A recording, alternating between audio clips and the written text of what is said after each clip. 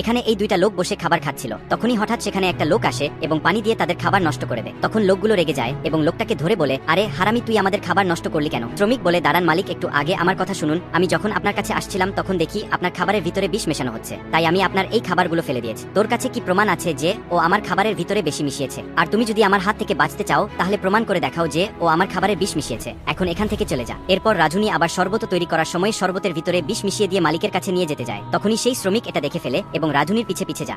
তারপর রাধুনি যখন মালিককে শরবত খেতে দেয় তখনই সেই শ্রমিক চলে আসে এবং মালিকের হাত থেকে শরবতের গ্লাস ফেলে দেয় এবং বলে, মালিক, এই শরবত খাবেন না, এই শরবতের ভিতরে বিষ আছে। এই ব্যবহারের মালিক রেগে যায় এবং তাকে থাপ্পড় দিয়ে বলে, তুই প্রতিবার এমনই করিস, তোর কাছে কি প্রমাণ আছে? তখন শ্রমিক মালিককে বলে, মালিক, আপনি এই রাধুনিকে আপনার সামনে এই শরবত খেতে বলেন, তাহলে সবকিছু প্রমাণ হয়ে যাবে। তখনই মালিক রাধুনিকে বলে, তুমি আমার সামনে এক গ্লাস শরবত খা। তখন রাধুনি তাড়াতাড়ি এক গ্লাস শরবত খেয়ে ফেলে, কিন্তু তার কিছু হয় না। এটা দেখে শ্রমিক রাধুনির কলার ধরে বলে, তুই সত্যি সত্যি বল, তখন মালিকের খাবারে কি মেশাচ্ছিলি? আরে ভাই, মালিকের পেটে সমস্যা, তাই খাবারের ভিতর